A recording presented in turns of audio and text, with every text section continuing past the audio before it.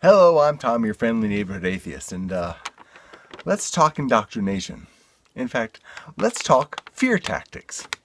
Now, I was at the library again, as I like going to the library, and I went to the bathroom, and there, sitting on top of the dryer, guess what I found? What if you had been here September the 11th, a day that began like any other day? What if you had been in the World Trade Center on September 11th, 2001? What would have happened to you? You could have died. You would have had to have faced God and been judged. That's threats right there. You're going to be judged. What if you died? You're going to get judged. You don't want to go to hell, do you? You better get right with God.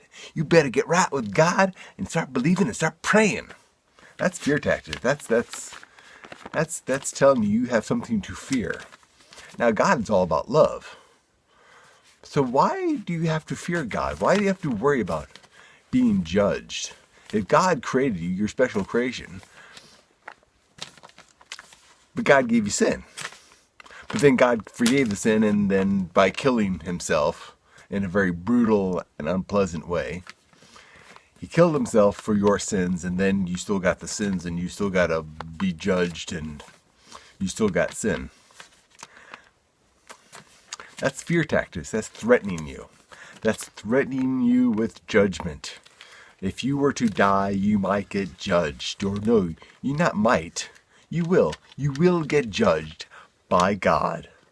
Which God? Well, that's up to some debate, because there's several gods up there to judge you. And they don't really say, better make sure you got the right God. Of course, that's only if you believe in a God. If you don't believe in a God, then whatever God they tell you is the right God, because everybody's got the right God. Except for those of us who don't have a God. But this is indoctrination. Indoctrination by fear. Fear tactic. And they leave these things laying around for unsuspecting people to find. Now, some people, like myself, could just pick this up and laugh at how pathetic it is. But other people who are worried, who aren't self-assured, who don't have the ability to distinguish between lies and reality.